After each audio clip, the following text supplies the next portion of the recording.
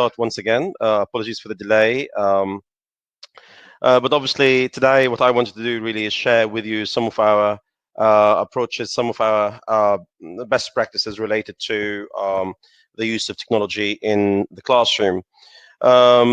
Today we've got an interesting plan. So we've got around 2 hours of discussions, deliberations, and fruitful ideas. Everybody is more than welcome to participate, take part in the discussion through the chat option or through the opportunity to speak as well. We've got, as I said, around 2 hours in total. So we'll finish at around 2 p.m. UAE time. Before we start, let me just give you an overview of the plan for the day. Today, we have, in this presentation, we have 3 parts. The first part will look at some theoretical backgrounds. The second part will look at examples and cases from the market. I'm very delighted to have with us Professor Christina who's the head of research at Zayed University. She will be joining us in around 20 minutes to talk about best practices at Zayed University. And then I've got my colleagues from Spain, from our office in Spain, Mr. George Heritage and Victoria. Both of them will be with us in the second half of this presentation. It's very important as well to welcome our newest partners in the Higher Education Consortium. The Higher Education Consortium is a new initiative that Cambridge Assessment English in the region has launched recently. It really gives me great pleasure to welcome all the participating teachers and lecturers from the universities that took part in this initiative. It is indeed a great opportunity for all of us to work together to share ideas and share best practices. Today, I hope that everybody listening to us today is keeping safe and healthy. It's really challenging times for educators, challenging times for learners. So obviously,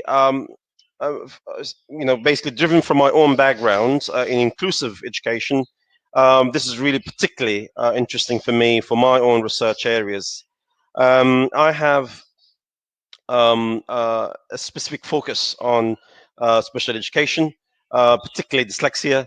I'm a dyslexia specialist, I really kind of focus in my research on how to make our work more inclusive. So the underpinning concept, the underpinning strategy that I have for all the topics, for all the discussions, for all the webinars that we carry out is how can we be really more responsive to the needs of our learners? How can we make sure that our learners are really all including in the learning process?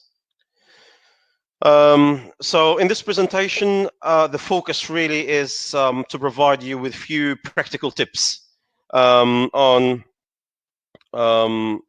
how we can basically develop our skill set to respond to online needs. So obviously, there's always a little bit extra that we can do. There's always a little bit more room for new ideas and new initiatives, hence this webinar.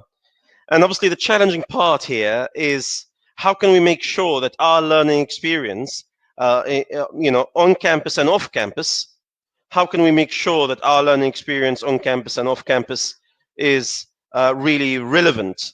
And relevance here is the key for everything we do. Relevance here is really the underpinning concept that we always focus on.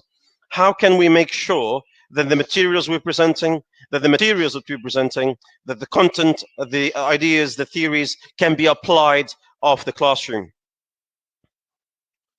And that's really the main part that basically we need to focus on. So how can we do that? The starting point is to look into the evolution of the concept of learning, and how can we basically learn from these historical evolutions. I mean, if you look back around to 20 or 30 years, um, uh, 20 or 30 years ago, totally different than they were today. Things were totally different in various levels, in various approaches. What matters to me as a researcher is the fact that our approach to assessment, our approach to learning in general, has remarkably shifted in the last century. In the diagram that you see on the screen, some historical milestones,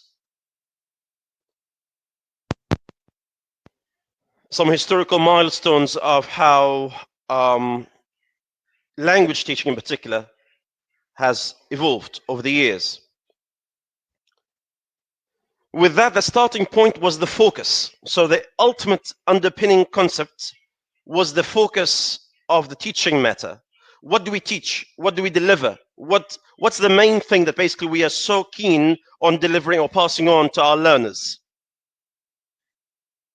So grammar, historically, in English language teaching, was the main thing. So the grammar was viewed as the gateway to all knowledge. And it's also important for the discipline of the mind and the soul.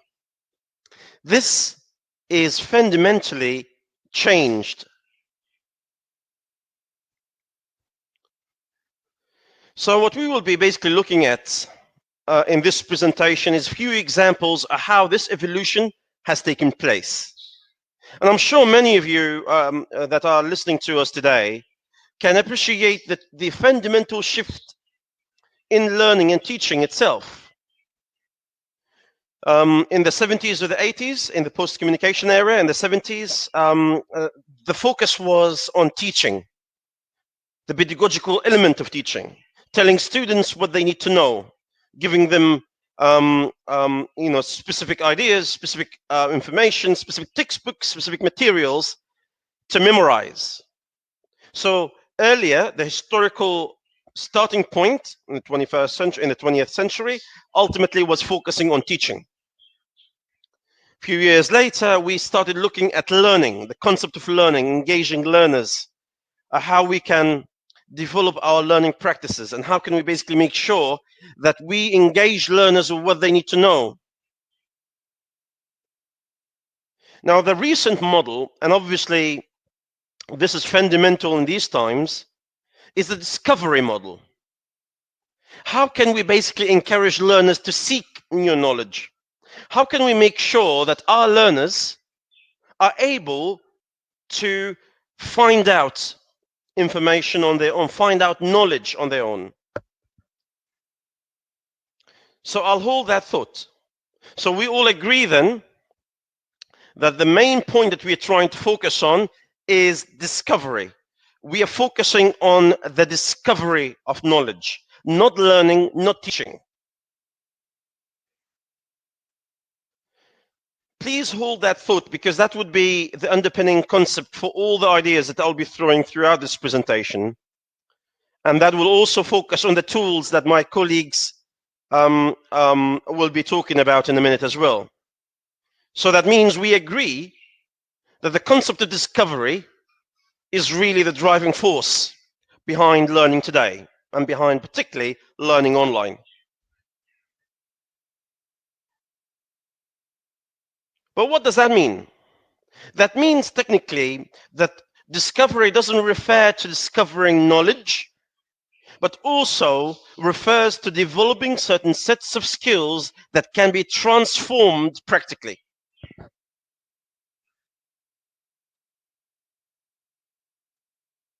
So this is a very important point. The challenge that we have in our hands, although we agree that we have a discovery model that we need to promote and encourage, then we've got another challenge, which is how to transform those skills that were discovered into a practical element. For this, I will have to explore a few theories, a few ideas before we really venture into practical elements and practical aspects. One of the ideas that basically I'm particularly interested in, and I particularly researched a couple of times in the past, which is Dale's pyramid, Dale's cone of learning. And I'm sure many of you, many of the people that are listening to us today got acquainted with the work that Dale did in the past. And I'm not here really to, kind of focus on theoretical elements, but I'm extracting few ideas from the work that Dale did in the 60s.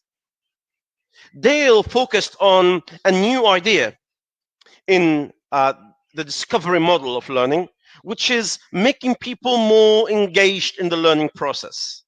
He says that ultimately we are able to remember more than 90% of what we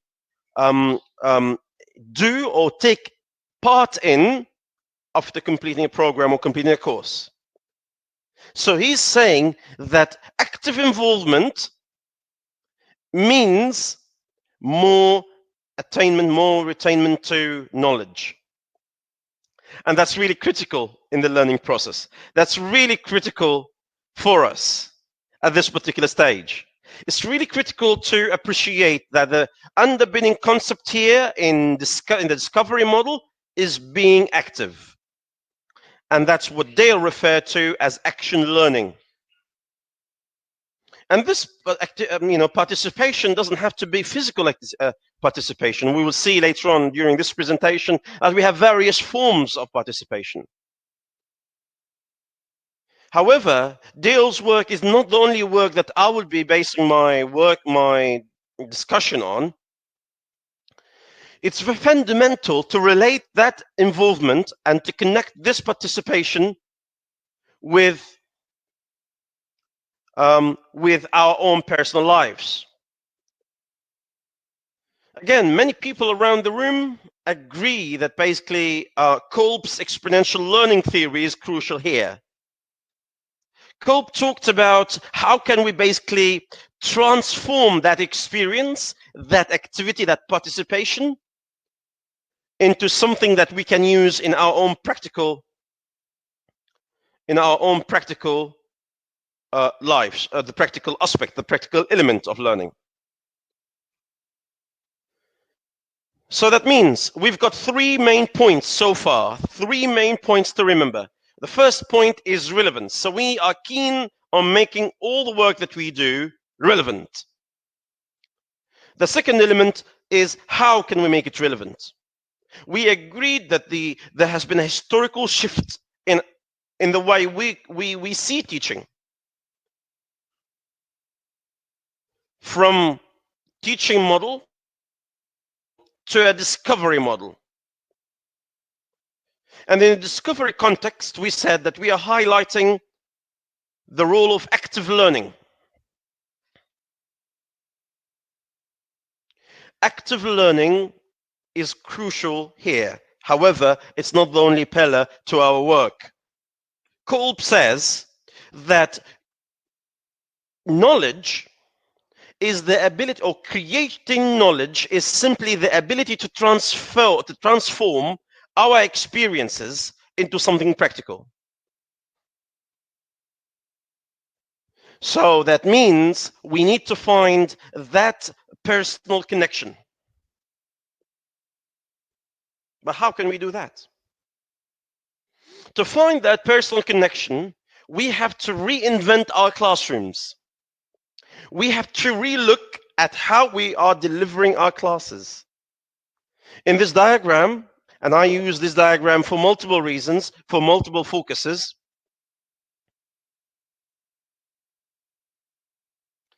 In this diagram, which is the classroom box, as we like to describe it, we look at the different layers that affect the learning process. You've got 4 boxes there. You've got the red, you've got the green, you've got the blue, you've got the purple. So the first level, which is of course the strategic, the overall influences, the government strategies, the government influence on the learning process. You've got the green level, which is the school or the institution, and you've got the purple and the green and the blue, which are in our control and in our own influence. So the point I'm trying to call here is 2 things. First of all, that in the diagram, in the inner diagram, in the blue and the purple diagrams, we've got various levels of learners. We've got various levels of learners that are basically involved in the learning process, but at various levels and various patterns.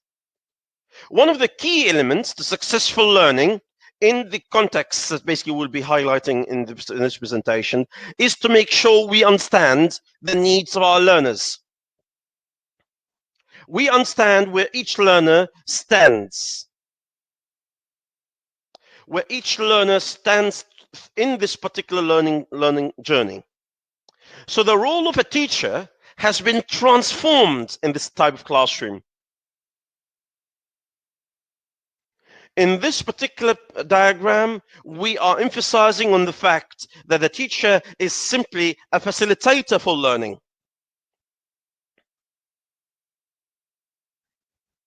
So ultimately, what I'm trying to focus on is how can we, in this diagram, which resembles our own classroom, our modern day classroom, whether it's physical or virtual, by the way, how can we make sure that our learning is active? How can we make sure that our learning is relevant? So active learning and relevant learning. Active learning based on the theories of Dale, where we basically have an evidence that we can simply ensure a higher level of knowledge being stored and remembered and analyzed and as a result synthesized after remembering a program, after finishing a program through active involvement, according to Dale. And the second element, how can we make it relevant? In other words, how can we make it more applicable to our lives, i.e., according to Kolb's exponential learning theory. So we've got various ideas and various models. But I won't be answering these models myself. In a few minutes, I will basically use some examples from various institutions. And we will be doing that throughout this webinar series to bring the work from various institutions in the region where we look at their best practices and how they are basically able to do that. And then the last part of every presentation will highlight the solutions that we are providing. So allow me to reinforce what I just said. I basically said that today's situation, today's circumstances require new approaches to learning. New approaches to learning, that's not just something subjective that we come up with. We've got two main pillars to that work. We've got two main points: active learning on one side, and we've got relevant learning. I've got various ideas coming through on the chat icon, which is great. Using visual aids, using audios, using various examples, excellent ideas. Well, what matters is not the tool per se. What matters is how we utilize that tool in the classroom. My colleagues later on in this presentation, George and Victoria will be talking about some of the tools that are really practical, that utilize technology quite efficiently in the online learning realm. However, there are many cases where these tools were not effective simply because they were not used in the right place at the right time. So a very important element here is planning. Planning the learning process is crucial. Planning the learning process is crucial for the success of online learning using technology. But is this notion supported academically? Well, the short answer is certainly. Historically, languages, or particularly, of course, I understand that basically a lot of the people that are listening to us today are not just simply English language teachers. They teach other subjects as well. But our main focus is language teaching. Hence, my focus on my examples were mainly focused on English language.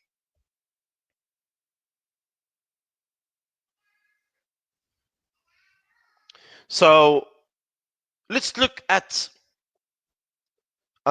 at how basically the academic element, the academic approach to learning has evolved. Historically or academically, the prime object of education is training of the mental faculties. In other words, it's simply historically referring to how we can involve our mental approaches, our emotional intelligence in the learning process. Emotional intelligence is key for success of online delivery. I did a presentation a couple of weeks ago on resilience and how we support people while they are, or learners while they're studying remotely. And one of the points that basically I always emphasized in that presentation is the fact that in order to ensure continuity of learning, we have to ensure that our students develop self-efficacy and resilience. The ability to develop resilience and be able to respond to these needs of or the demanding requirements of online delivery is really a key skill that basically we have to develop. So that means the old concepts or the old approaches to learning are not active or are not valid anymore. We have to look into new ways. And some of these ways can be explored using technology. It's really a great pleasure for me now to explore some of these ideas, to explore some of these approaches that are taking place these days, and we'll discuss them afterwards.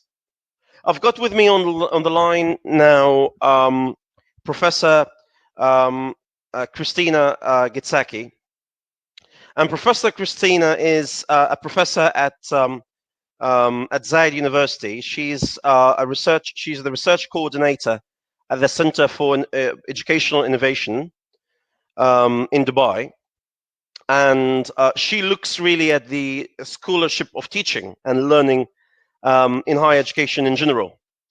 And obviously she works on providing support and mentorship to various colleagues of hers.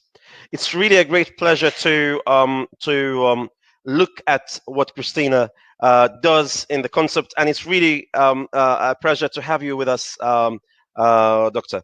So over to you. I think for the sake of everybody, it's much easier to explore some elements of best practices at Zayed University and look at your own approaches to learning.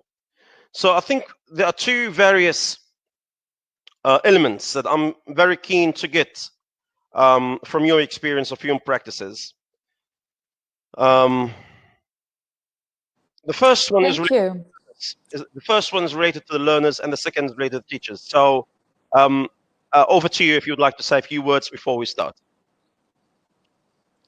Hi, Dr. Hisham. Thank you for having me today. Can you all hear me all right? Can you all hear me okay? Yes, I think the comments are coming through. Yes. Excellent. So first of all, let me very quickly introduce what it is that we do at Zayed University. As you mentioned, I work for the Center for Educational Innovation at Zayed University in the UAE.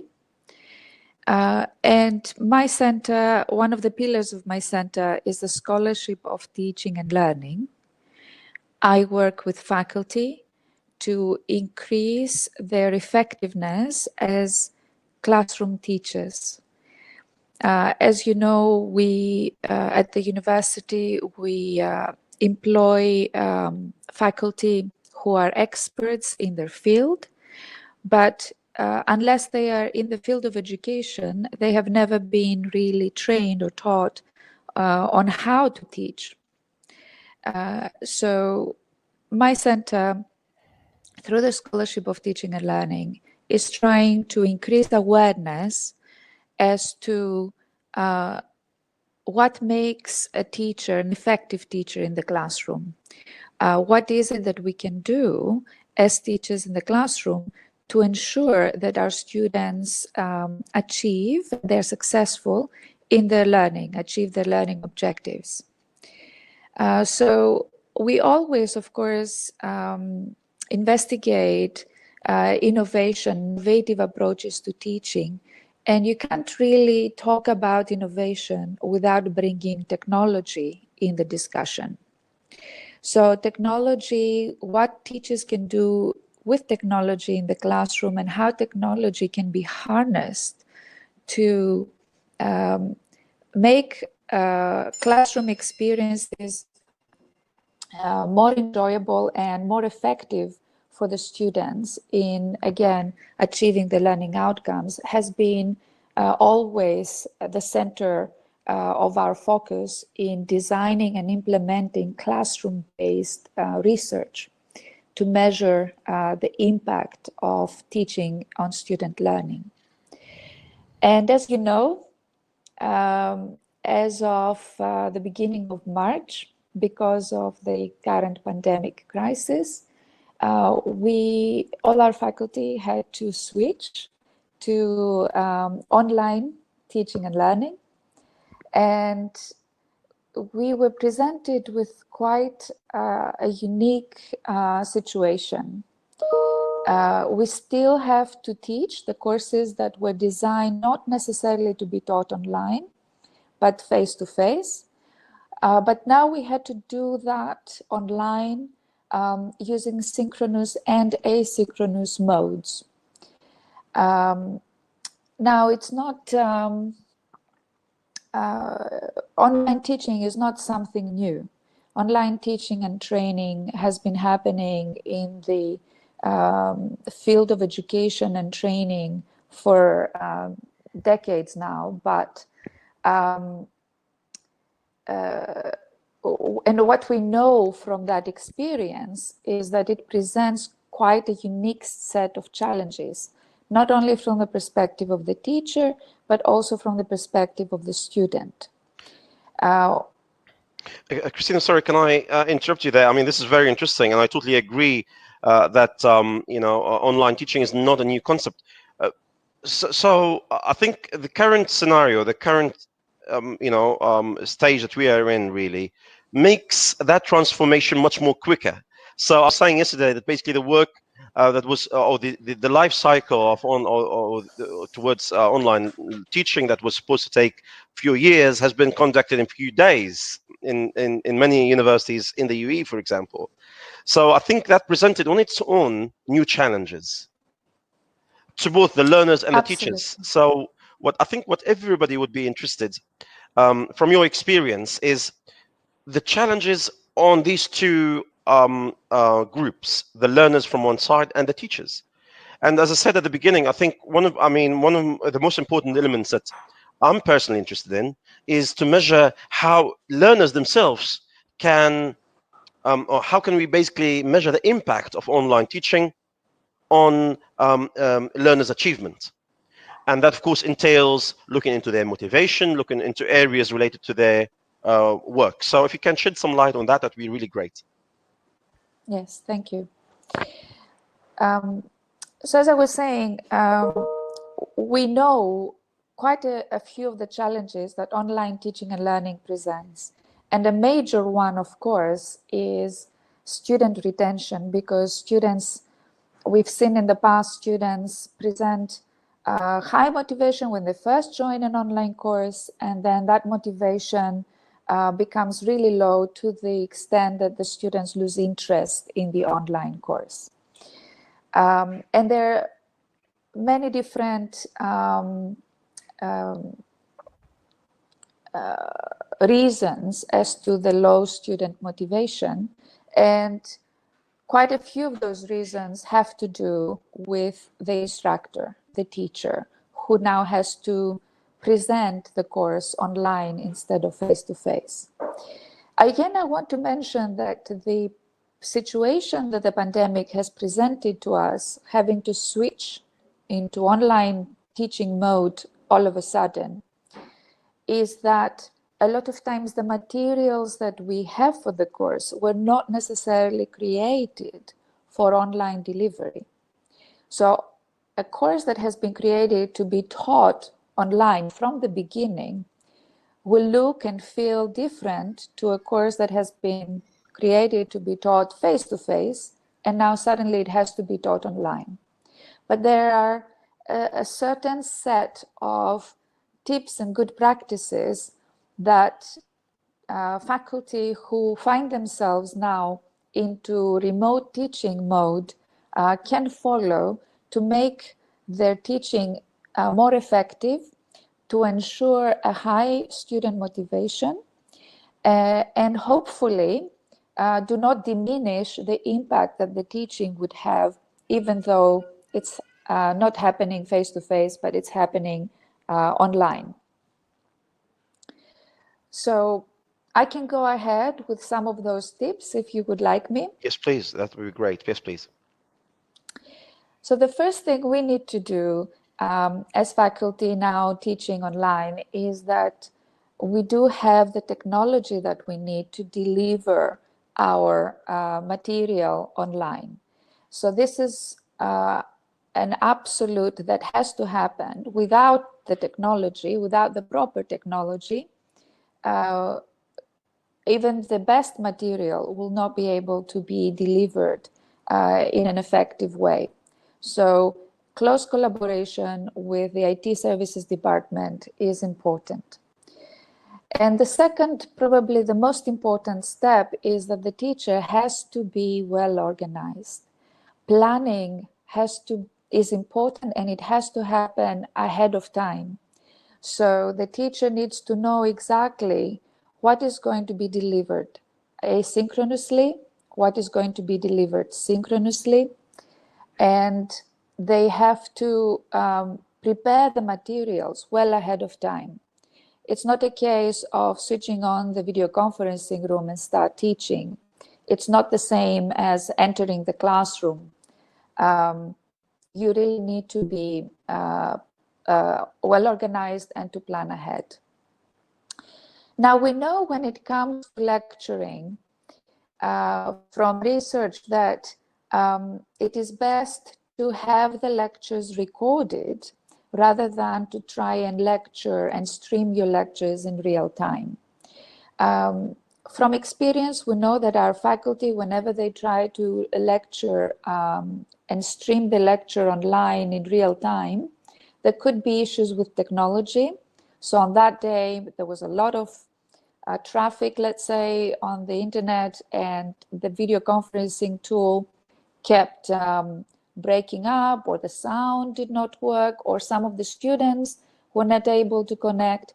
So being able to record your lecture and make it available to the students offline is important, so that you have less issues when trying to give the students that important material.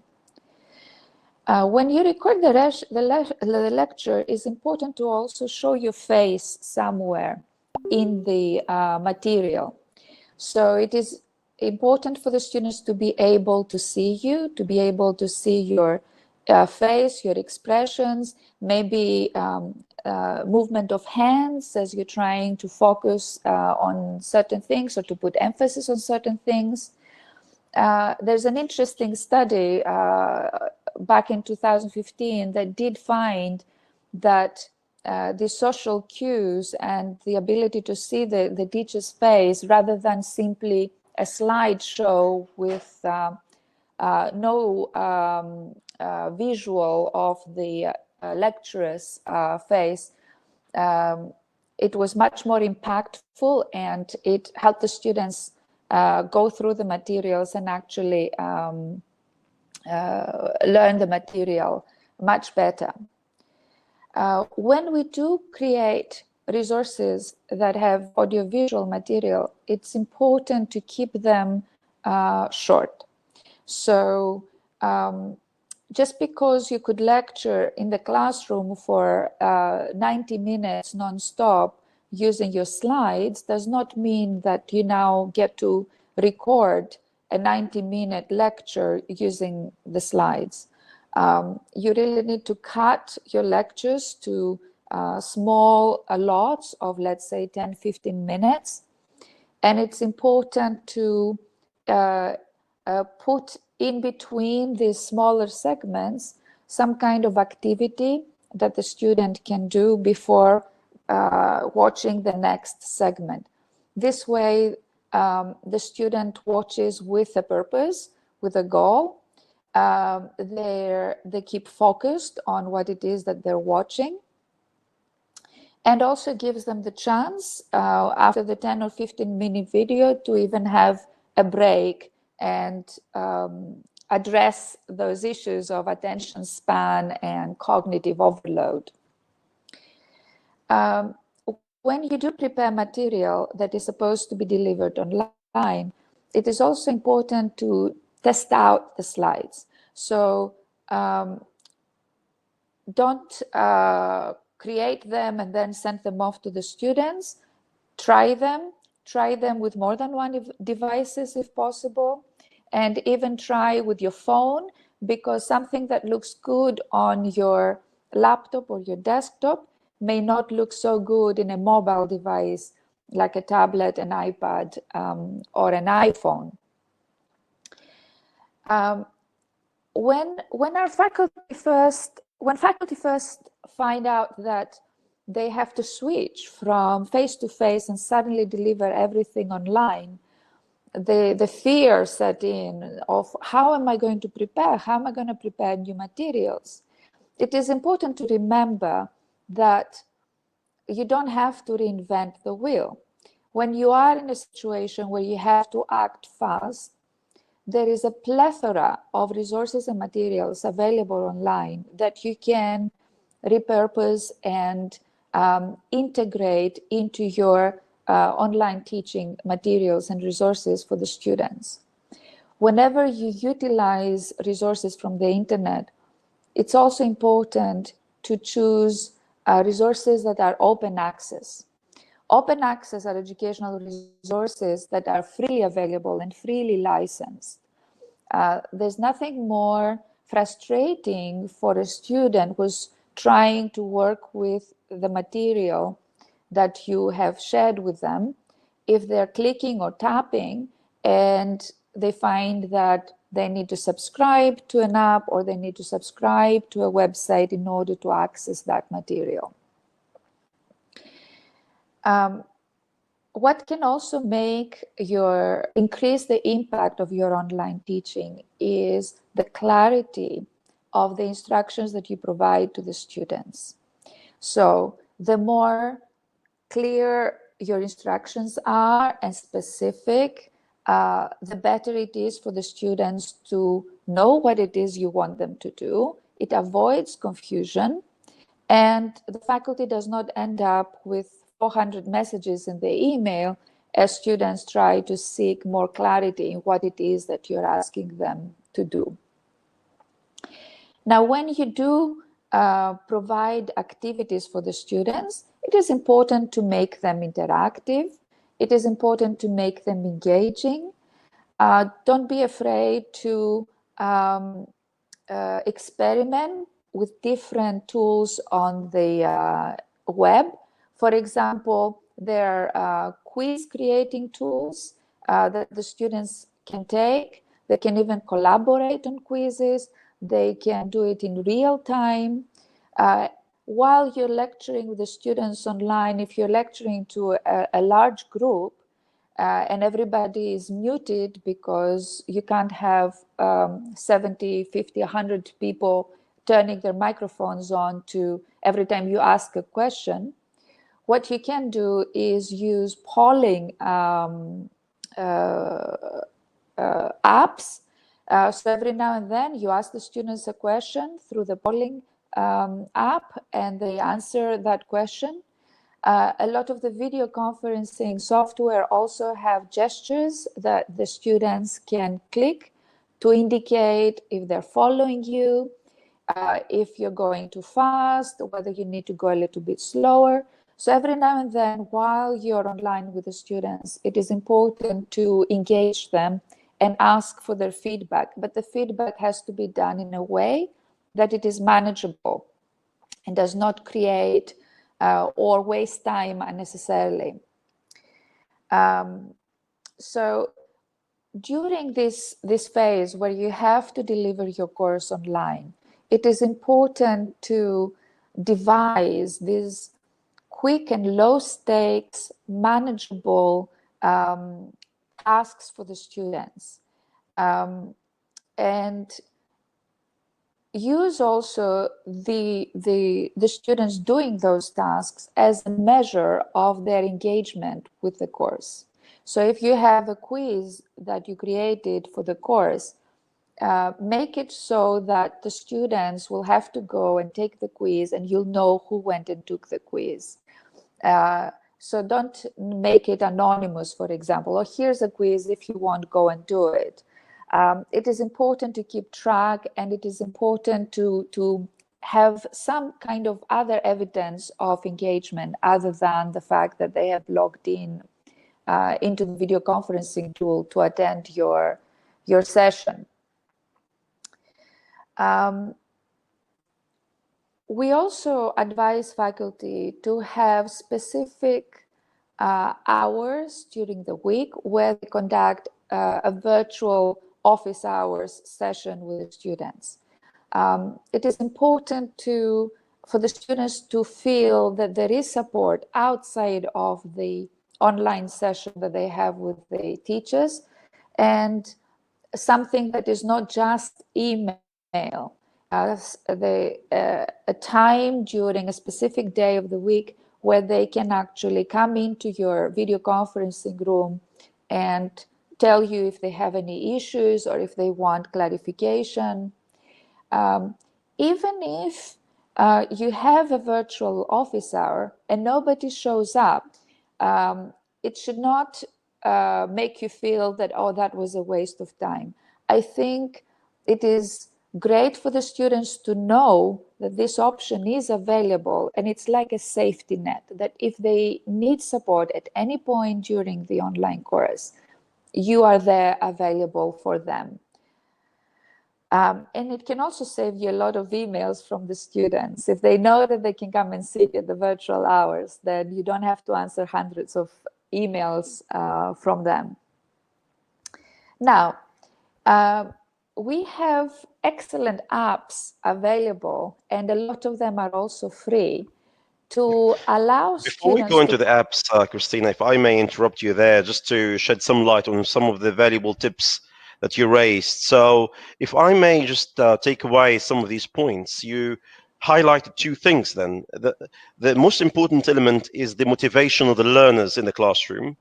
And you're saying that basically the motivation of the learner can be maintained not only using static technology, but obviously there should be a personal element of interaction, if I got you correctly.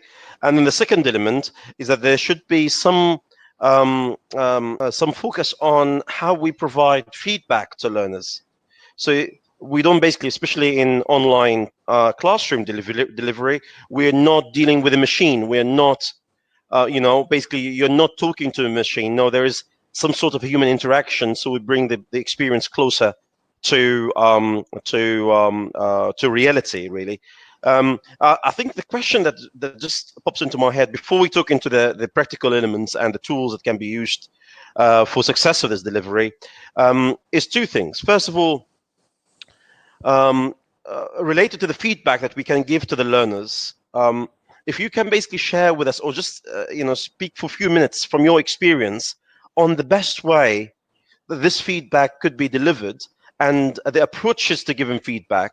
I know you and I talked about various forms of reporting, for example, when it comes to digital assessment tools. But ultimately, there has been a lot of studies around the best approach to provide feedback in order to maintain students' motivation. So I'm interested in your experience in the way feedback, because that's really an important topic to many people around the room that are listening to us today. Feedback. in the online context is a crucial topic. What do you think?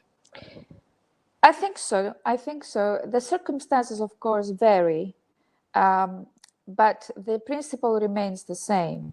The more feedback you provide to the students, or the regular feedback that you provide to the students, is more likely to keep them motivated and engaged in the course and keep them coming rather than leading to student attrition. So feedback is important. How you disperse that feedback, how you go about giving students feedback will of course depend in the context. If you do have large groups of students that are attending your lectures and now they're all online, then you may want to use some kind of activities using apps and software that automate that feedback. So even though it's not you particularly providing feedback every time the student gives you a piece of their work, output of their homework, but at least through the app, they are receiving some automated feedback and they know how they're standing with regards to the task that you have assigned. If you do have smaller groups of students, it is important to provide feedback that is more personalized to them. As I said, holding those virtual office hours is a great idea, where the student can come into your video conferencing room and meet with you and discuss with you. And when it comes to work, of course, a lot of the work you're going to receive is going to be digitized.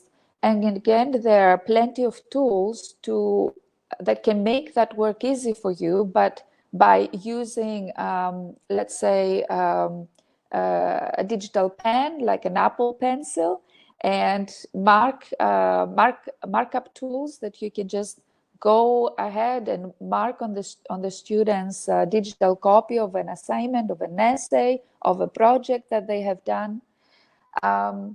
When it comes to tasks that the students are working together as a group, give them the chance to actually present that project if possible. So again, there are plenty of tools and apps that can allow the students to collaborate online, even in real time, and produce a common project that they can then either submit for your feedback or even present to the whole group. I think technology opens up a lot of different ways for us to stay in touch with our students and to keep providing them feedback along the duration of the course. Perfect. This is really interesting, and allow me to stop you again here, because it's worth mentioning that basically in the second half of this presentation, my colleagues George and Victoria will be talking about the very same thing that you just raised, which is automated feedback, and how can this be developed and maintained and standardized, because there are a lot of tools that basically we can put our hands on, but it's just few of them that basically can be really trusted and can be really reliable, in particularly when it comes, for example, to English language teaching. So one of the tools that my colleagues George and Victoria will be talking about is Write and Improve, and I'm sure many people around this room got acquainted with it, and I'm sure basically Christina, you are familiar with it as well, where the feedback that's given is fully automated. It's just fully auto-marked. And that's just remarkable. That saves plenty of time, that saves plenty of effort, and that really makes the whole work a lot more, it takes it to a different realm, really. So yeah, that's a great point. There's another question in my mind, Christina. I'll make the most of your time while you are with us here, regarding teachers, and I think that's really another important element to the process. So I can't really, kind of focus only on the learners, and just not look at how teaching is done. I know, and I'll go through some of the questions that I'll ask, because you've got a lot of questions directed to you, Christina, that I'll go through if you have time, of course, in a minute. But ultimately, the second part of the discussion, really, that I'm keen to hear from you is related to the teachers. Teachers, and not only in terms of the workload, but in terms of also keeping yourself motivated and keeping yourself kind of geared up for online teaching. I think that's also another crucial element that we face in this new norm, really. So what do you think? Yeah. Yes, absolutely. Ideally, when we ask the teachers to teach online, we actually want to prepare them and put them through some kind of course or training to show them what it is like to teach online, how to create an online course, and so on. But in the situation we find ourselves today, we really did not have the time to give that pedagogical training to the teachers of what it is like to teach online and how to prepare material that is effectively taught online. The most that we could actually do, given the crisis, was to actually show the teachers what it is like to use a video conferencing tool, how to subscribe to a video conferencing tool, and how to operate within the environment of a video conferencing tool, which is technological rather than pedagogical. It is important for the teachers, for the faculty, to know that when they get frustrated with technology, they don't need to show a straight face to the students. Actually show your emotions to the students. Say, you know what, I've been trying to work this out and it doesn't seem to be working. So please bear with me. Give me a 5-minute break so I can get my sound to work, or I can get my camera to work. Also, you can ask the students to help you. So would any one of you know how to do X, for example? The students have been using this audiovisual social networking for years and years, so they are bound to know a little bit more than us faculty. So be human, show your human aspect to the students. The students do not expect you to be perfect every time. And as a teacher, it's important to establish a routine. So find what suits your teaching style. And then once you are happy with that routine, keep repeating it. It will actually help your students and help yourself. You don't need to panic before a session if you already know what routine you're going to follow. And the students are less likely to get confused if you are following the same routine rather than changing your teaching style with every session. So find a routine that works for you and stick to it. The less stress you can create for yourself, either before the session or during the session, the more effective as a teacher and an expert of your field you're going to be within that environment.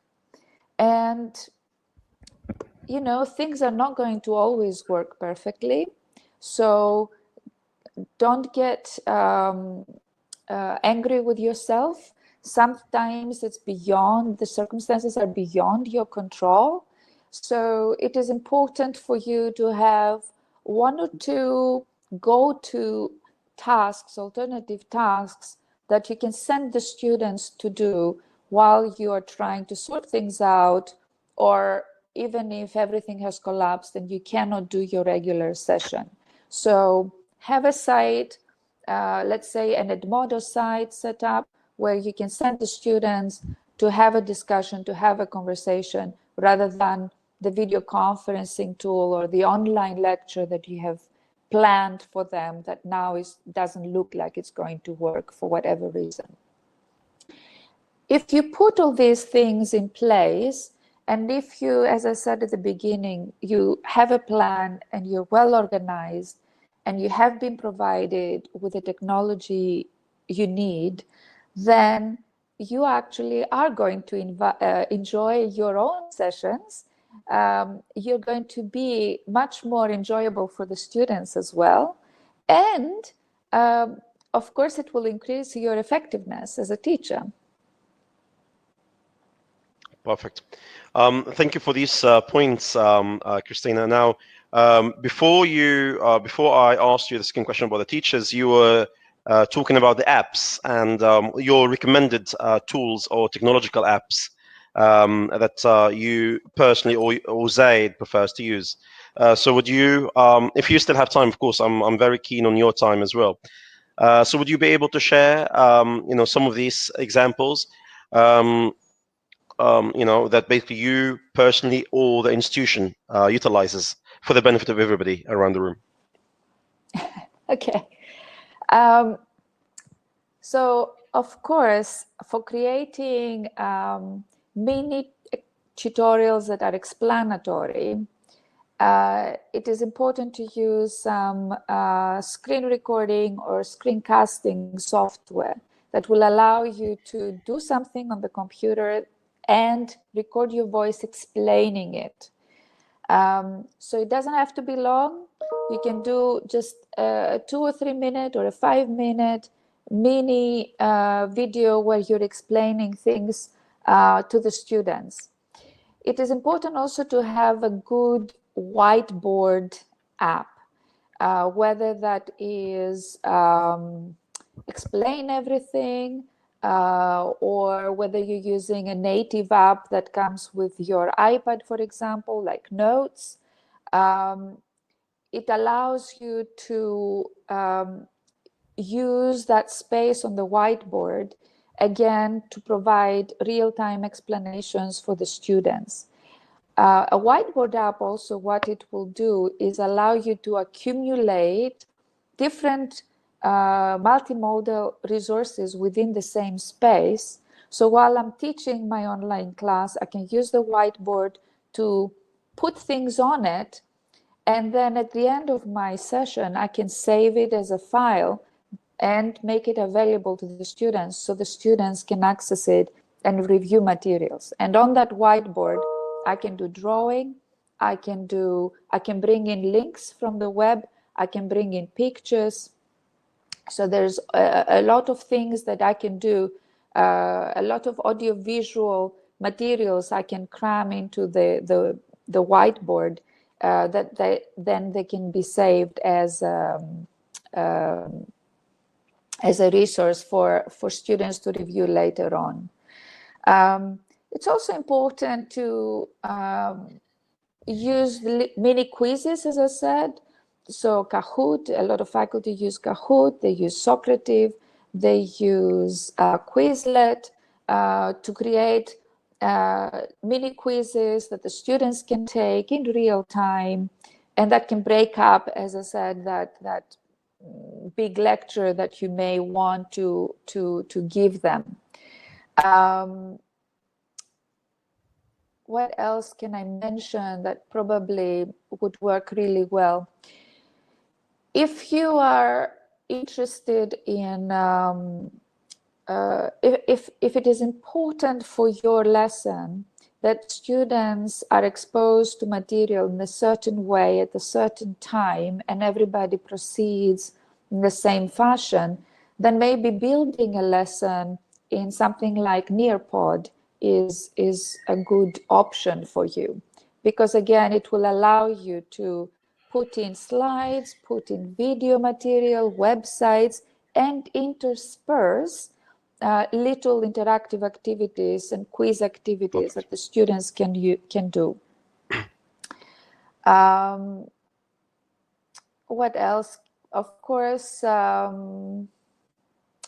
there's a lot of for faculty who are used to teach in a lab, whether that is a biology lab, a chemistry lab, an engineering lab, and now they don't have access to the lab because of the pandemic. There are plenty of AR apps out there. So if you want to exemplify an experiment, there are apps, AR apps that can actually show that to the students. If you want to exemplify or pull apart a machine or a camera, or in biology, if you want to see the insides of a heart, but you don't have access to a lab to have a real heart and dissect it, there are AR apps out there that can actually do that in a 3D kind of fashion, and the students can actually experience something even though they don't they're not in the lab. Really, there is no end to what technology can do to, again, as I said, increase our effectiveness as teachers in the classroom. Perfect. Thank you very much for sharing these useful tips, Christina. For my part, and for the sake of everybody, we and particularly for the teachers that joined us through the consortium today, we provided a list of the apps and the support that Cambridge provides. And this has been shared with the institutions. So there's a long list, of course. I mean, one of the advantages of working together is really kind of reaping the benefits of various sources and various providers. So in the consortium, we provided a list of apps and a list of tools that Cambridge provides. We selected one today, which we'll be focusing on in this presentation, which is Write and Improve later on, coming up in around half an hour or less than half an hour. Christina, I'm not sure if you have a few minutes left, but I've got a large list of questions that were asked to you while you are giving your tips. So I would select three, shall I? Instead of just going through all of them, I'll select three. And apologies to everybody that I won't be able to go through the questions just for the sake of time, because we have very limited time. So I'll select randomly. I've got a question from...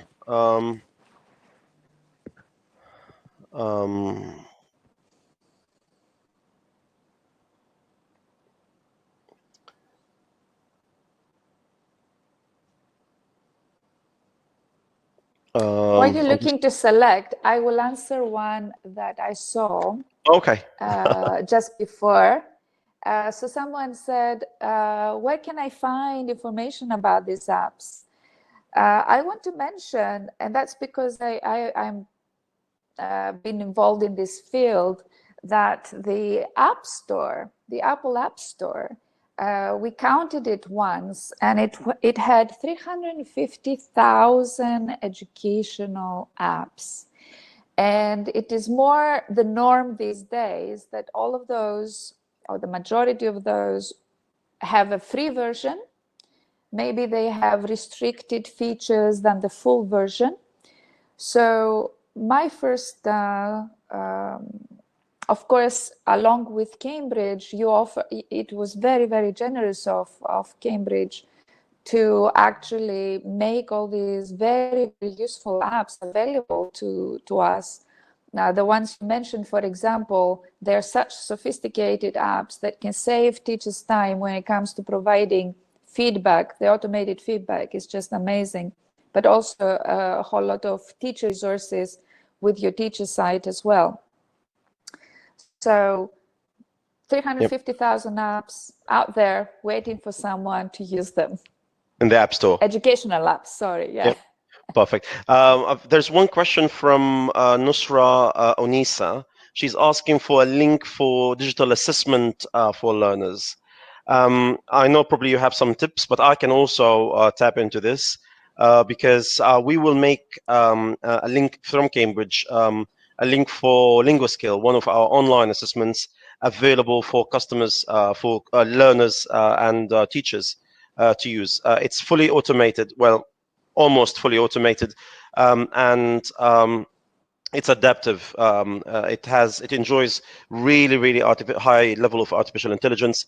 That's one thing that I can comment on. I'm not sure if Christina, you have other options, but that's basically the type of assessment that we are ultimately promoting. So LinguaSkill, direct, student-facing level type of assessment is available now in the region, and we will be sharing the link after this webinar.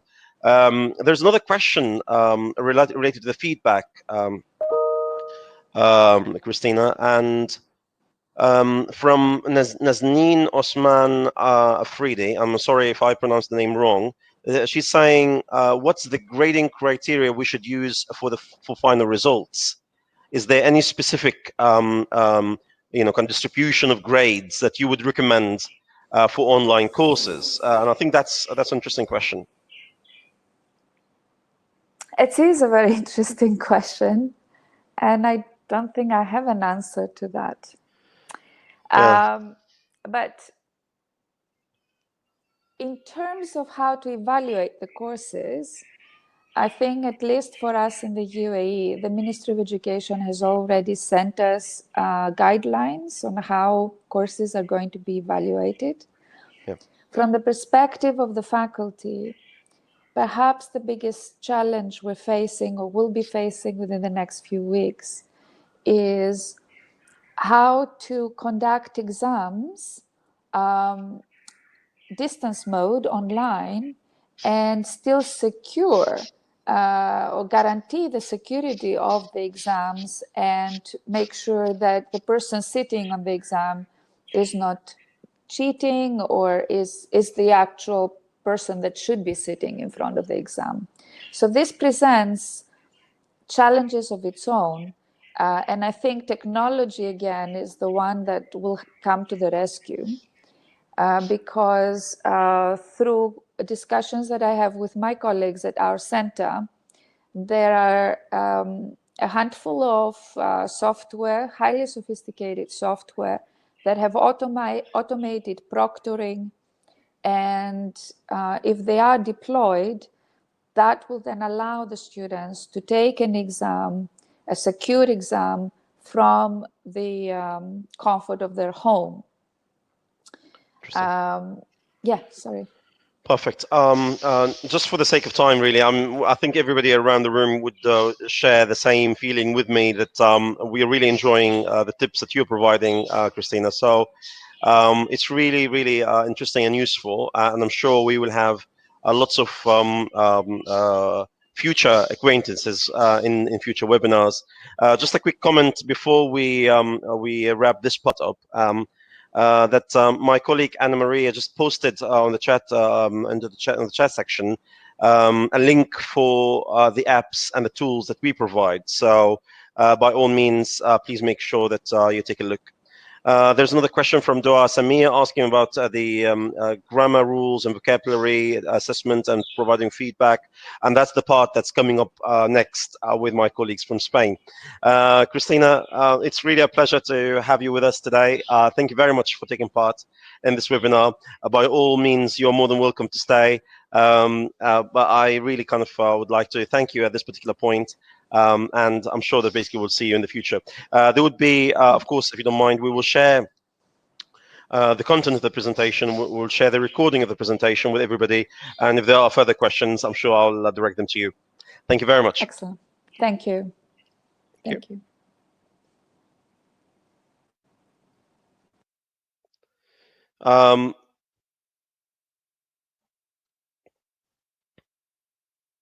Now, that takes me to the next part of the presentation, really. During this presentation, we looked at various elements. So we were basically hoping that we can get some practical approach to what we are doing through the feedback with Christina. And I'm really hopeful that you enjoyed this part as much as I did. Now, in around 15 minutes, we will be moving to the second part, which is looking at one of our tools. But before we do that, I've got a few things. Now, there has been a lot of talk about to what level we can incorporate technology in our work. To what level can we basically use these digital tools? And before I go any further in my discussion, and I would like to share with you this interesting video. That's the result of some research that's been done before. So this is a video for around 4 minutes. Please have a listen, and we'll have a discussion afterwards. Please stay tuned.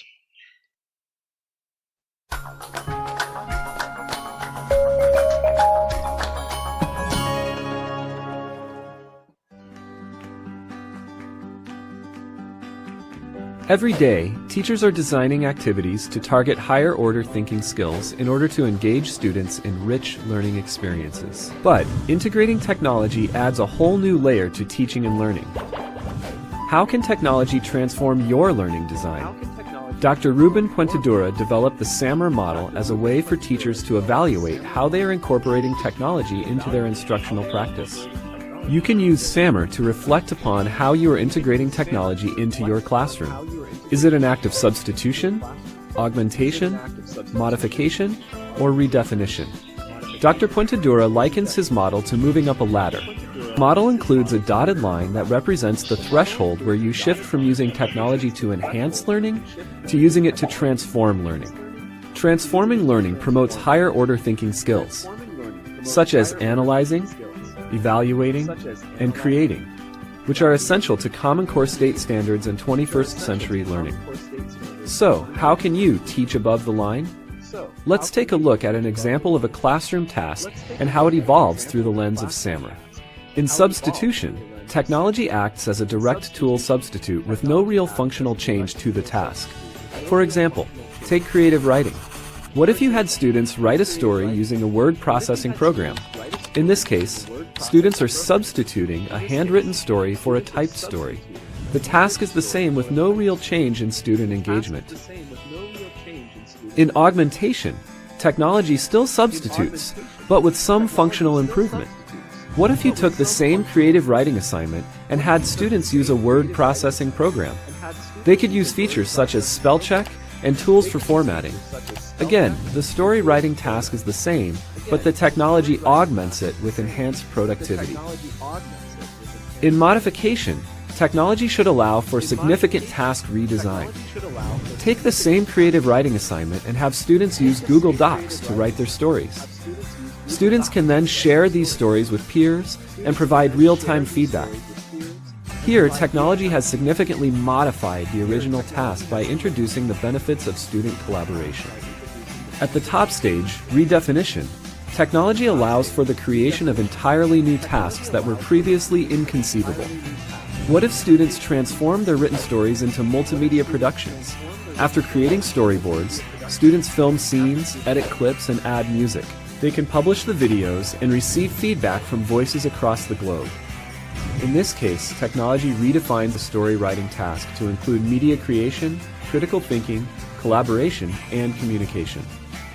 So, how can you use SAMR to reflect upon transforming your learning design?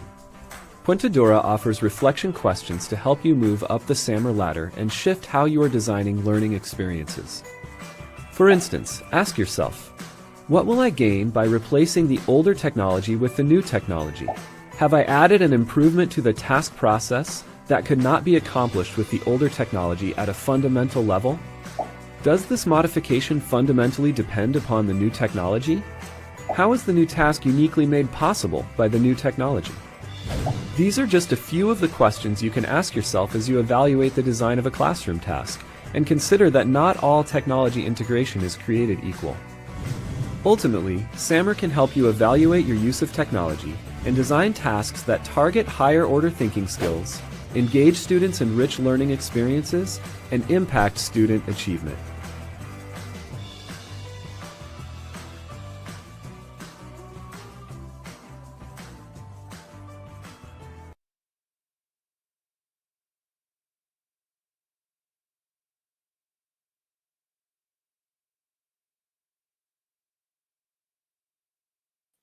We can't hear you, Hisham. We can't hear you.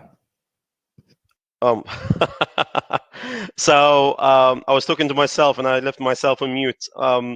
So what I was saying is obviously that one of the main objectives behind introducing this model at this particular stage is two things. First of all, to build on what Christina has just said, which is basically looking at the right set of tools that are available now for online use.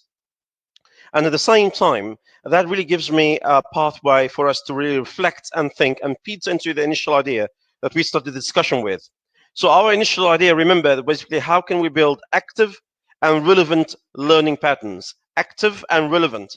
So active and relevant obviously make it necessary for us to look into how much are we using technology in the classroom.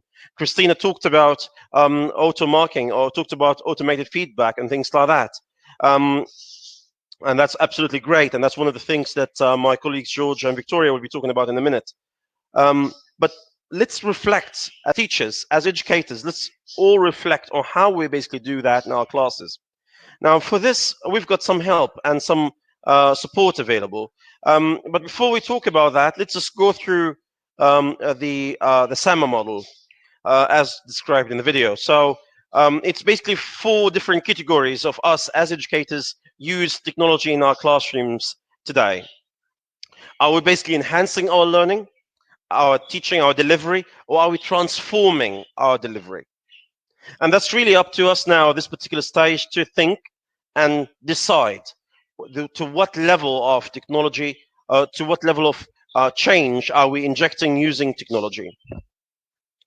One of the things that basically we provide, and this is really a very important tool that I personally used throughout my teaching years, is the digital teacher. The digital teacher as a platform that doesn't only give you access to a great a range of resources, but also a great way to evaluate yourself, self-reflect. It provides a large set of resources for online learning and for online delivery as well. So the digital teacher, you can access it from, well, it's very simple, thedigitalteacher.com. And it's a really straightforward feature and app, and we will have a separate session for this coming up. But now I think it's time for us to go to the final part of this presentation, which is what kind of tools that we selected for you today, for all the people that are listening to us in the region, particularly related to giving feedback and the ability to engage learners actively through online learning. It's a pleasure really to share the last part of this webinar with my colleagues from the Spain office, Mr. George Heritage and Victoria Pena Jonas. I'm not sure if I pronounced the name right. Sorry, Victoria. I'll leave that to you in a minute to introduce yourselves. But Victoria and George are really pioneers in delivering online webinars, and they have a long experience in delivering such sessions in Europe and Spain in particular, where they are based. I will pass it on to George and Victoria, and we will wrap things up after they finish in around 20 or 30 minutes. Over to you, George and Victoria.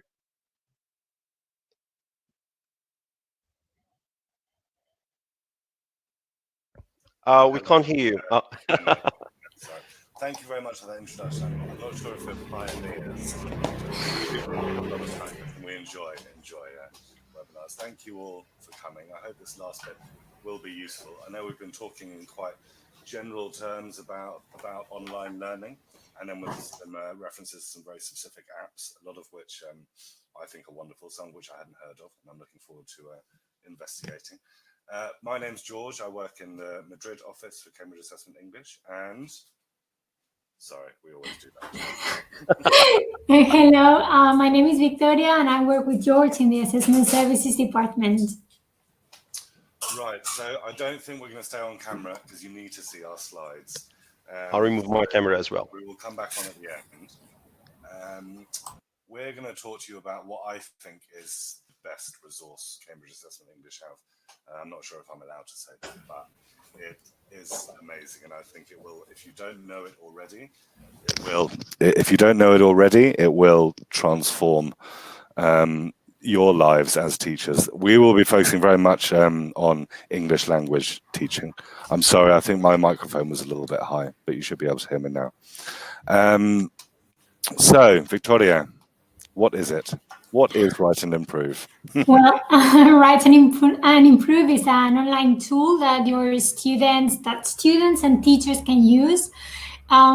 Students, of course, will find it useful because it gives them practice to improve their writing skills and also feedback. And for teachers, it is useful because you can create workbooks and you can also keep a record of your students' feedback And their progress. Yeah. I think one of the really important things, well, that video we watched earlier about how technology can augment and develop and redesign, I think I don't know how many of your students still handwrite their work. I know in school contexts a lot of stuff is handwritten, but now I think one of the advantages of this situation we find ourselves in is people are typing work a lot more. And one of the big advantages, I think, with typing your work is it makes it much easier to revisit and develop and add to, which within the English language context is very useful, but I think it's a key skill throughout students' academic careers is drafting, process writing, revisiting and building and improving and building and improving. We've done a couple of sessions on writing, which you can find on the Cambridge English YouTube channel. And we're speaking, I mean, more maybe for, I think school and higher education teachers, getting 3 or 4 pieces of homework out of one piece of writing. And again, encouraging students to revisit and to develop their work, rather than, I think, all too frequently, we set a writing task, the students complete it, hand it in. All they're interested in is the grade that they get at the end, and then they forget about it and move on to the next piece. So hopefully, I think this tool really makes that process a lot easier and more motivating for the students. So you go to writeandimprove.com and you are faced with this screen. What do we do here, Victoria? Well, you can start practicing straight away, but we recommend that you register. It is free, but the advantages of registering is, on the one hand, for students that they can keep a record of their progress and see how they have improved in terms of the CFR level. And for teachers, the main advantage is that you can create workbooks and you can keep them and use them in the future. Exactly. We'll look at some of the additional functionalities later. Up until recently, these were only sort of premium, but at the moment you can sign up for a 2-month free trial of everything. Even without the premium additional functionality, it's still a wonderful tool and you can do a huge amount. So you sign in and you are faced with this screen. Tasks are divided up into workbooks. So you get beginner, which is A1, A2. We'll be using the CEFR to refer to levels, the Common European Framework. So A1, A2, beginner. Intermediate, B1, B2, and then advanced, C1, C2. There are options for exam-specific materials, such as practicing for IELTS academic, IELTS general training, B2 first if you're working on qualifications. We selected an easy task, something from the beginners. So this is what the screen looks like with the task. So there is the task. Write a paragraph describing your home, include information about how many rooms there are, blah, blah, blah. That's what it looks like.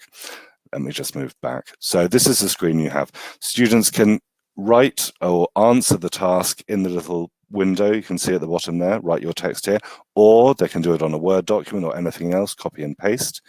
It works on mobile phones, tablets and computers, so they can do it on the go, although I don't know how much they're on the go at the moment. So as I said, yeah, we can copy it straight from a Word document. So we took this task. The next 5-10 minutes is going to be a little bit interactive to see how much you're all concentrating. So this is the task we chose. I think it's a typical A2 key task. 3 content points, write a paragraph describing your home. So I put on my beginner's hat and I wrote this answer. So like you, in the chat box, what would you give this in terms of the CEFR? What grade would you give this piece of writing? A1, A2, B1, B2? Probably not above B2. Let's see. In the chat box, what would you give this task? Everyone's typing at once.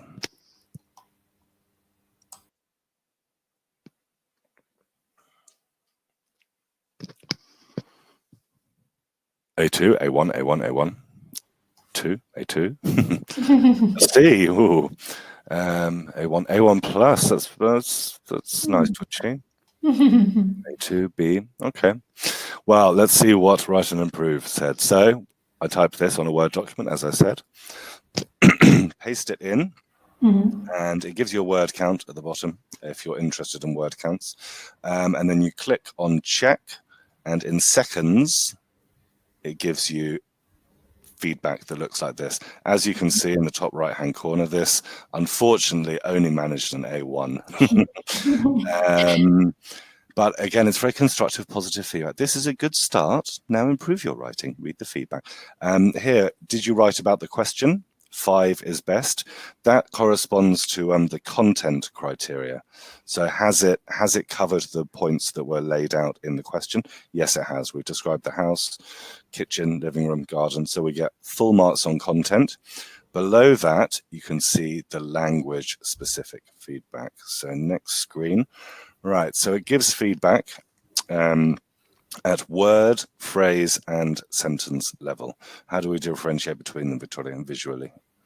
Yeah, there is an exclamation mark for mainly spelling, I think.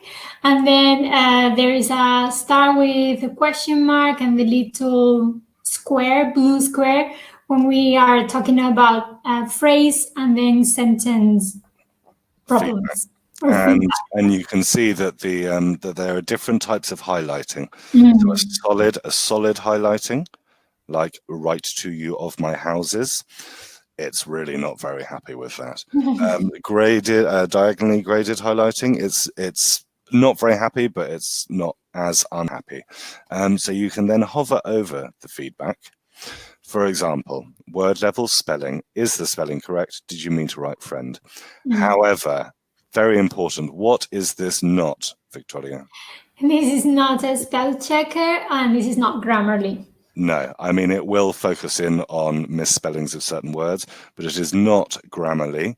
It does not, once we get onto phrase level, it does not suggest what the correct answer would be. And another key difference, Grammarly was based on native writing and native errors. When they started training the AI for this, I think maybe 4 or 5 years ago, they took 1.5 million B1 scripts, so real scripts from real candidates in exams that had all been marked according to our writing criteria by our human examiners. That was all tagged and then fed into the software. They then continued with scripts from A2, from B2, all the way up. So it has been trained on real learners and the typical errors and mistakes that learners make at level. Okay, so it understands an A2 student, a B1 student, whereas other software like Grammarly does not. Again, it doesn't give you the answer here. It will draw the candidate's attention.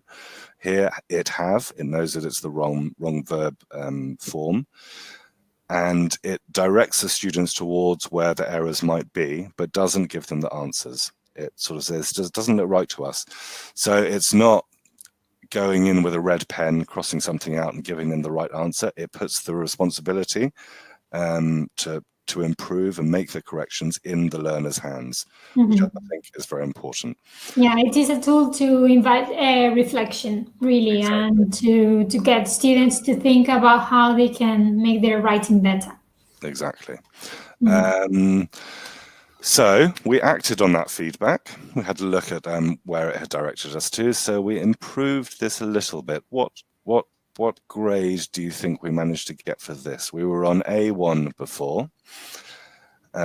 So we made a few changes, corrected a bit of spelling, reorganized a bit, added a little bit more info.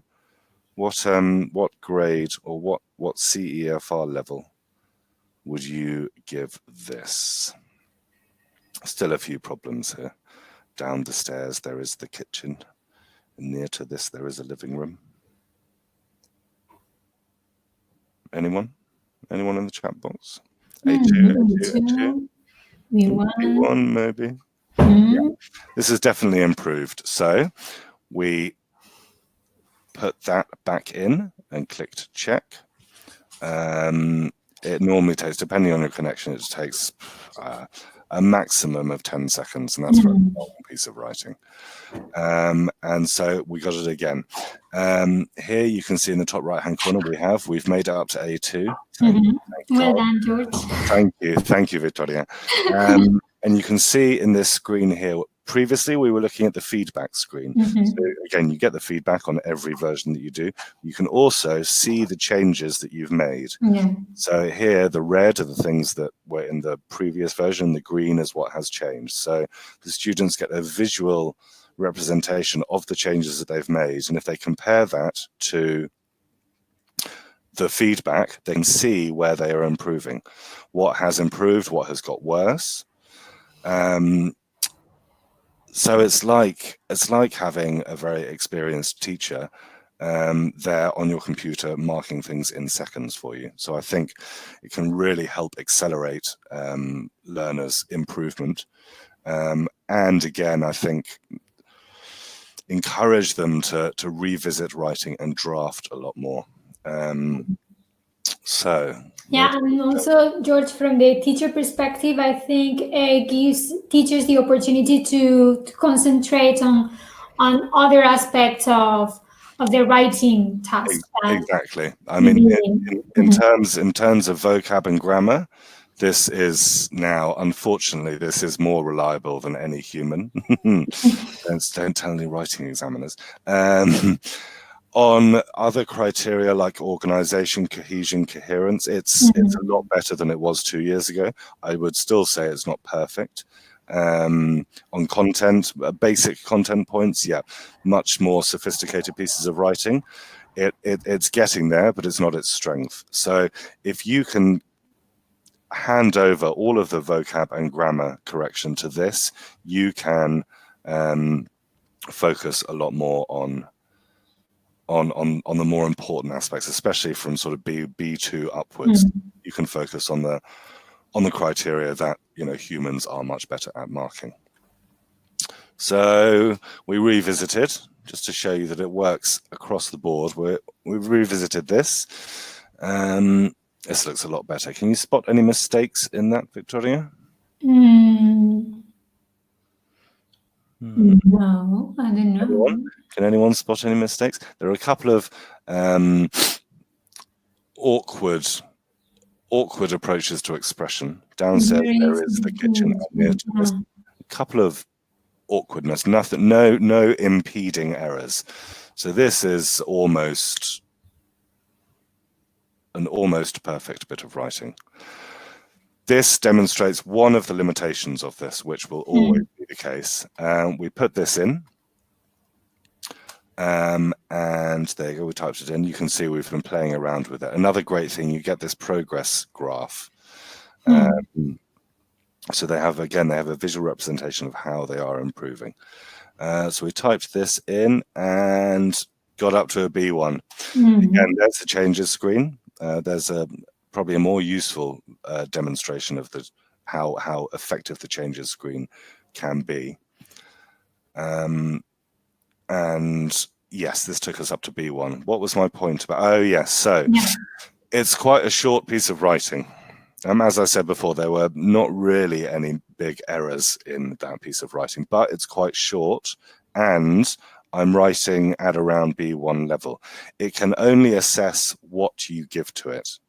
Okay, so to get all the way up to the high levels, it probably needs more text. It probably needs at least 100 words, maybe a bit more. And people do have to show off. They have to demonstrate their abilities. Professor Hisham was talking about LinguaSkill earlier, which is an amazing new an online assessment that we have. And similarly with that, that is marked. The writing is marked automatically. But you have to demonstrate your level. And I think 80% of natural communication is B2 or below, which has to be borne in mind when you are using artificial intelligence, I think, because it can only mark what you give to it. You have to show off, you have to demonstrate that you're C1 and C2 for it to recognize that. So we've looked at the lower levels just to prove to you that it works across the board, because when this came out, originally about 4 years ago. I'm quite old school. I was quite doubtful, and I would, when I had spare time, this is how cool I am, I would sit there trying to trick it. And you could, for 4 years ago, you could trick it, sort of write things backwards. You know, if it asked you to write a letter to your friend, you could flip it around, it didn't notice. Now, impossible. And again, 3 or 4 years ago, it wasn't great at anything above B2. However, I've taken the answer from earlier. Oh, sorry. There's a feedback screen. Once more. I've taken the answer from earlier and gone a little bit crazy with it. I'm still nearly answering the question. It's about halfway through. Anyway, I've been asked to describe some rather mundane aspects of my house.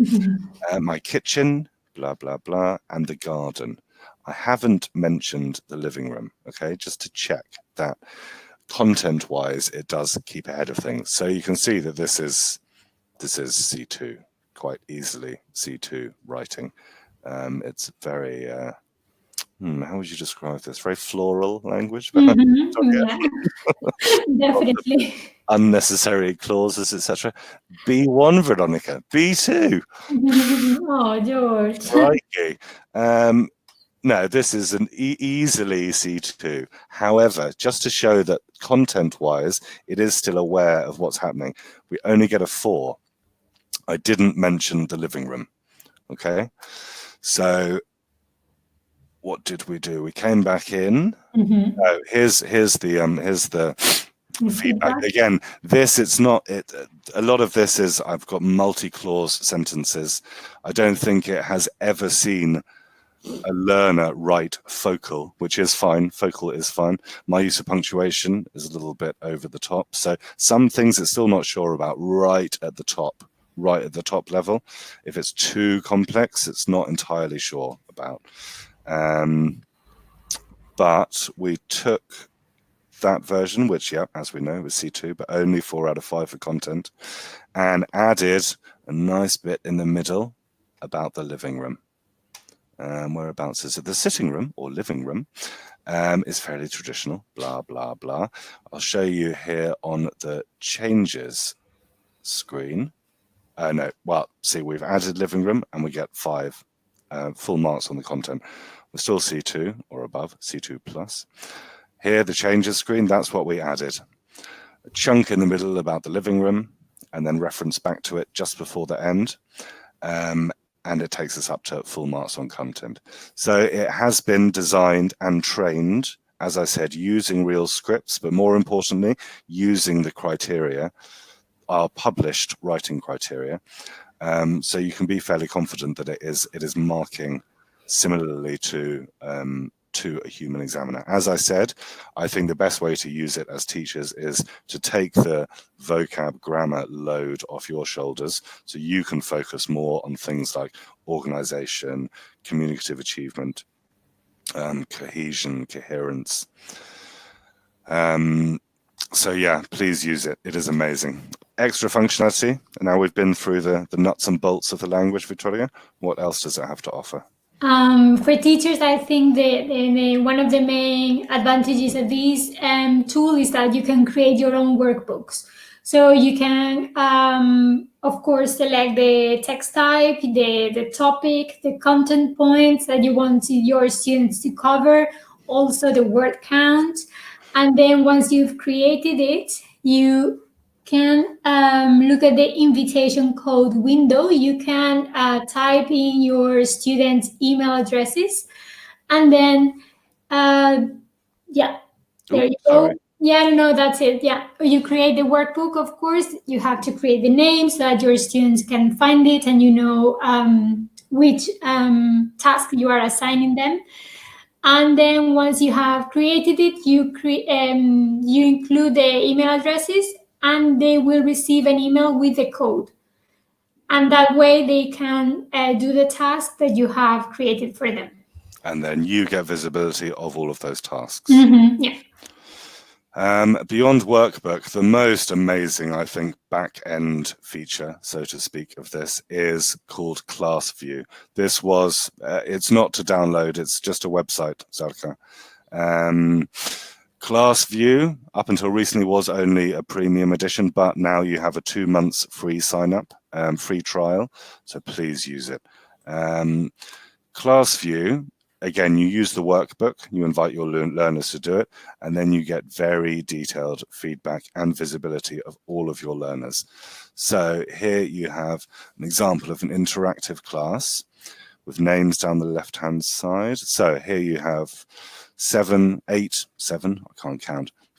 students in your class, and you get a graphical representation of how many attempts they've made at a task, how much they have improved. This is quite a mixed ability class by the looks of it.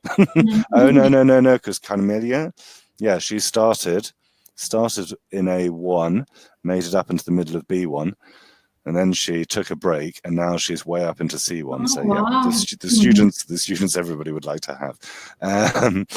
So you get score ranges there, and then you can click on student progress, and you get little graphical representations. I know we're all a little bit overused to looking at graphs over the last 3 weeks, but it'd be nice if we had some exponential graphs on our students' progress. So you can see how well they have been doing, and you can highlight. See this on the left-hand side. We've taken Ada Martinez. She's taken 2 different attempts. You can see her progress on one task from just above A2 just into B1. Then her second task from just below B1 up into the middle of B1. It's a wonderful, wonderful piece of software, and just the detail and the visibility it gives you of everything. So again, here in Class View, you can look at each version that they have written. Okay, you can see the changes that they've made, and it helps inform you and inform what each student needs particular help with. Is that the end of our presentation, Victoria? I don't know what the last slide is. Yeah, it is. I was going to say that it's like a digital portfolio, right? Like both students and teachers can have like a record of all the pieces of writing that they have produced. Yeah, exactly. It is. This is I think the most amazing resource we have. And yes, Tarek, I agree. I think I wish I had this with my students. So I hope that was useful and clear.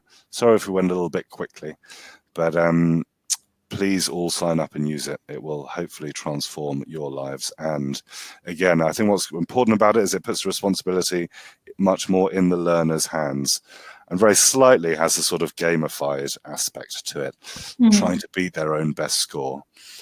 So hopefully it will help with motivation, because we know that getting our students motivated to do writing is one of the more difficult aspects of our jobs. So thank you all very much. Thank you for letting us come and speak, Hisham. Thank you, Hisham. Thank you, everyone. No, thank you very much, George and Victoria, for the wonderful presentation. It's been very informative. I mean, I am familiar with Write and Proof, but I'm sure many people that basically are with us today hear of it for the first time. Just a few points before we wrap things up, but just a quick note. This can also apply to exam preparation, right? So obviously, if you're doing any exam preparation for writing for IELTS, for example, or any other qualifications, they can still use the same tool, right, George? Yes, completely. I mean, it works absolutely fine for general English, but as I said, most of the tasks reflect our typical exam tasks, and the criteria that is used, that it has been trained on, is exam criteria. As I said, there is an IELTS area. If you want a specific IELTS practice, there is an IELTS area. And I think that really applies to a large number of the people that are tuned in today, how to really kind of get ready for our qualifications as well afterwards, in addition to general English. So this has been really, really informative. So thank you, George and Victoria. And I really appreciate that you took the time to be with us today in this webinar. That actually brings us a little bit closer to the end of the presentation.